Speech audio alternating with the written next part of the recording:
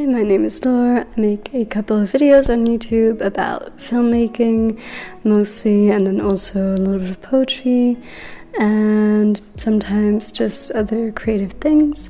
So if you're new here, hi. I am back after a little bit of a break, and I want to share with you my April favorites. So I was really lucky during the month of April. I got to travel quite a bit. Basically, I went to the Philippines for the first time to meet my family from there. And then, after that, I hopped over to Vietnam and spent some time with my friend who lives there. So, yeah, it was lovely. And obviously I got introduced to a lot of different sights and sounds, so without further ado. So one of my favorite experiences includes spending time by the sea, because basically we went to the island that my grandfather's from, which is called Sibuyan. It's a small island, relatively remote and basically full of gorgeous wild beauty. And we just hung around there for a couple of days and met a lot of new people. Then we also went to Manila, which was also fun and interesting and bustling and chaotic and completely different. But yeah, that was amazing, truly amazing. And I enjoyed it thoroughly. Another experience that I had is that I turned 30 on Sibuyan. And so obviously there was a big party, there was a lot of people coming, a lot of amazing food, and actually I think that I probably ended up celebrating my birthday 3 or 4 times, if not more, at different places, different times. Anyway. And then the last experience that I'm really grateful for is getting to catch up with my friend and just chatting about our creative dreams, about directing, just, over drinks by the sea. Please, and more of that. That was amazing. All right, so speaking of food, there's many different dishes. There are many different dishes that I got to try for the first time that I loved. So from the top of my head, there is Lumpia, which is basically similar to nem, but sort of thinner and longer and with more meat.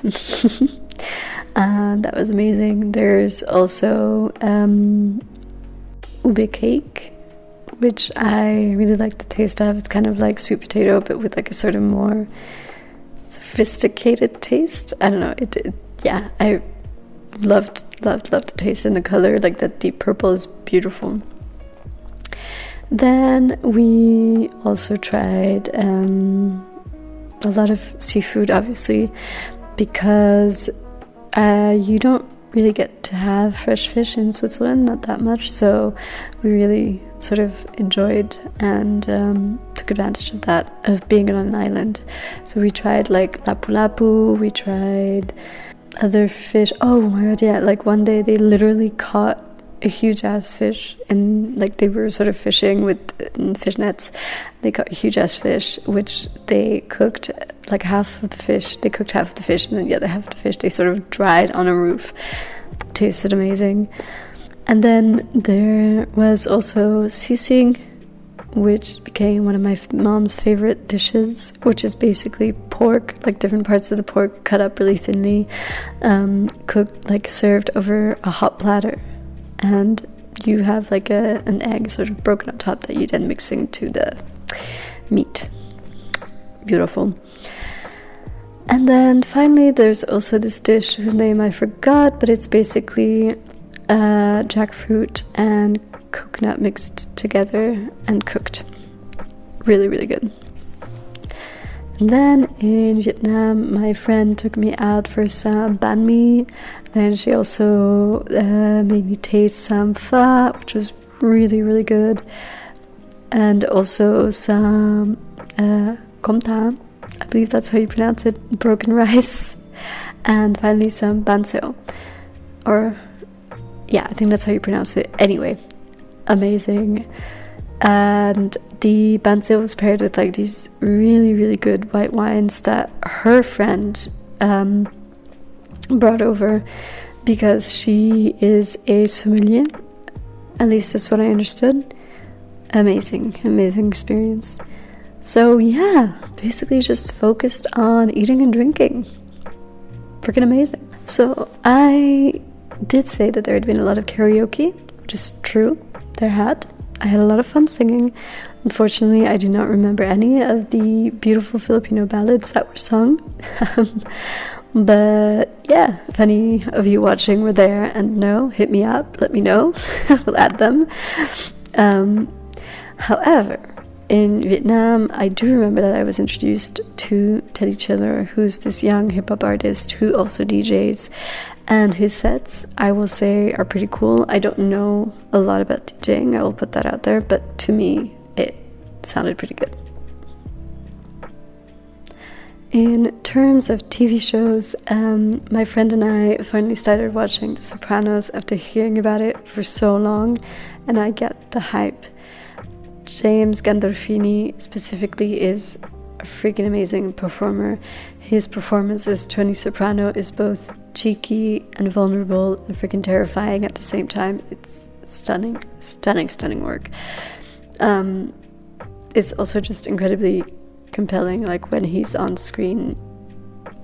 I'm not into mafia stories that much, but the writing is really, really good, and the characters are super interesting, especially, for example, like the character of the mom as well is freaking ruthless and hilarious and unyielding.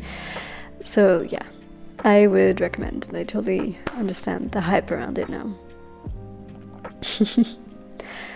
I also watched 2 movies on the plane ride back home.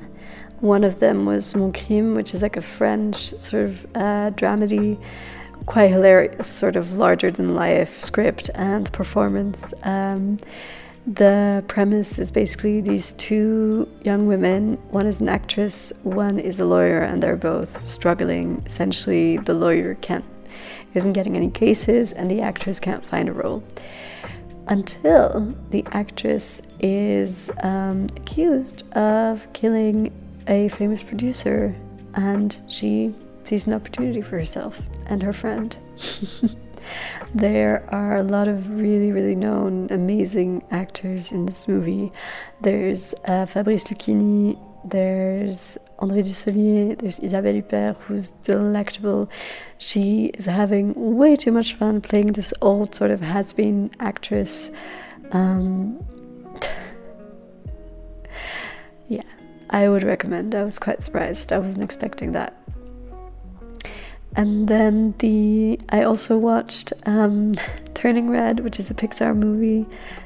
Very different style, but adorable. It's about this teenage girl who lives in Toronto, but whose family is originally from China. And basically she discovers that the women in her family are cursed into turning into red pandas. So essentially, whenever she has very strong emotions, and she like whether she's really angry or like super excited, she turns into this adorable tiny little fluffy panda. Freaking it's too cute. The animation is beautiful, it's super vivid, it's full of colors. There's like purple, orange, a little bit of yellow. It's just so warm and comforting. Full of life. I would really suggest watching it. In terms of sort of like more beauty, fashion, accessories type of thing, Auntie Salvi, as she's called, gifted me with a sarong, which is beautiful. It's basically like a long piece of fabric that you can tie in different ways around your body, kind of like a dress, but yeah, really pretty. There. I don't know if it's focusing. Hopefully it's focusing. Okay. I also bought these like really cute postcards that I like.